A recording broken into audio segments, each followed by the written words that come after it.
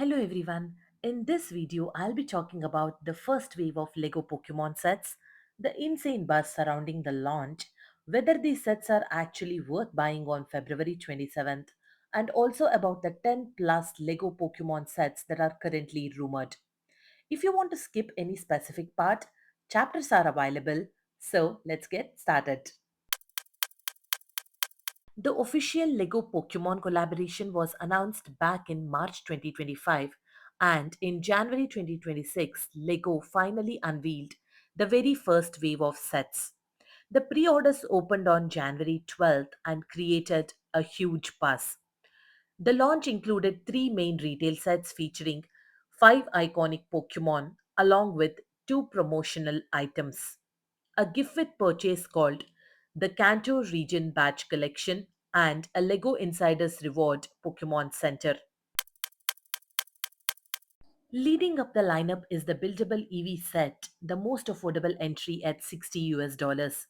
This normal type Pokemon looks absolutely adorable. The fans across the board seem to love it, and it's easily my favorite from the wave as well. Next up is the buildable Pikachu set featuring the franchisee's most recognizable electric type Pokemon along with a buildable Pokeball. This set is priced at $200. Reaction to this one have been mixed. Some people love it while others feel it's not that great. Some feel the face is bit odd and some feel the price is really high for this set. The third set is the Giant of the Wave with a massive 6,838 piece display model.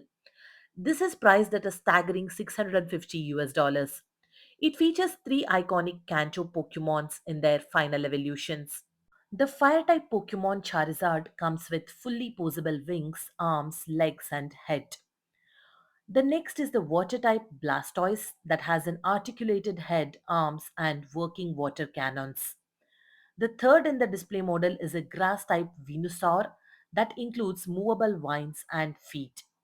Each Pokemon sits on a unique themed base jungle, beach, and volcano, making the entire build a stunning centerpiece display. It looks absolutely massive and amazing on the shelf. This pre order launch was mind blowing in many ways. Lego's website crashed multiple times due to huge traffic, and AFOL communities immediately erupted with debates about who exactly the $650 set was meant for and why anyone would buy this set. Then something happened that left everyone speechless, utterly speechless. In less than 24 hours, the $650 Venusaur, Charizard, and Blastoise set sold out completely in the pre order phase. And the Kanto region batch collection GWP disappeared along with it. People quickly started questioning how Lego could have sold over 50,000 copies of a $650 set in less than a day. That's over $35 million in less than a day. Various theories began circulating. Very few people simply said that the fans loved these three posable iconic Pokemons, and that was enough reason to buy the set. A small number speculated about the hidden Easter eggs.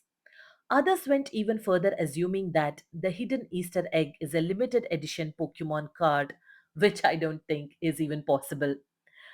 Some said it was all scalpers and resellers. Some believed incorrectly that the Gym Badge GWP was exclusive to pre orders only, especially those who are from Pokemon fanbase.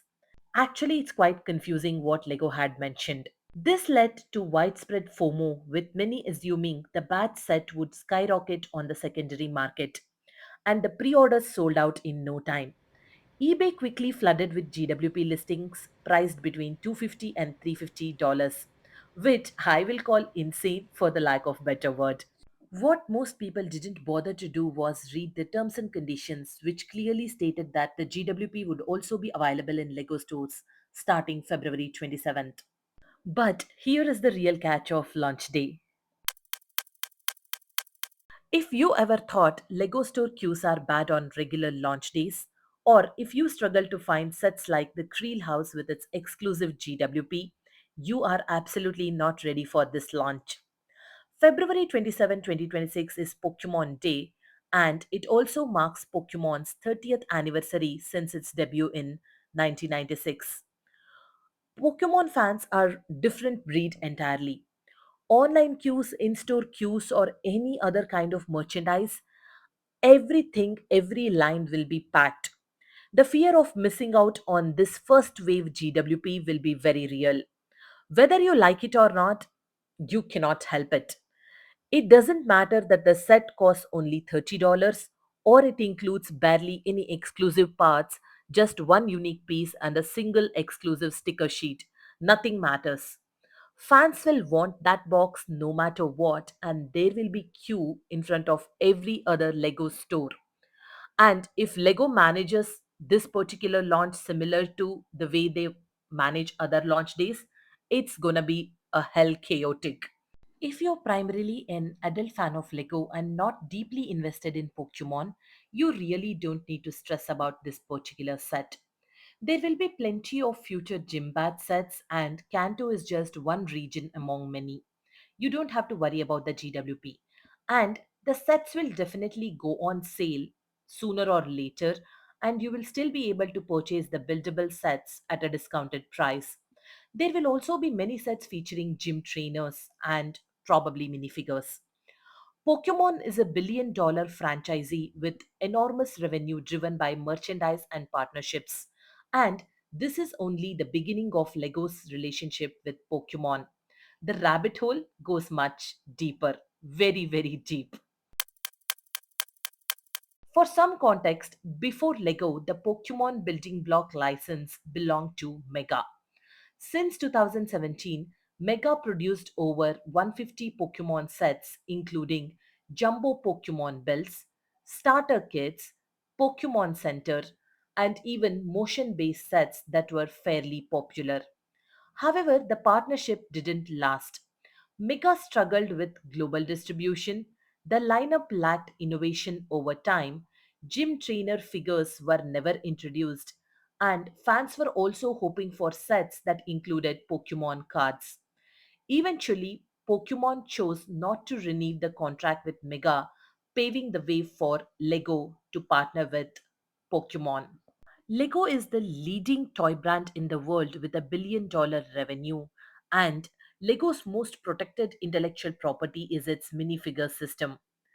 Minifigures and animals are among the most loved and recognizable elements Lego has ever created.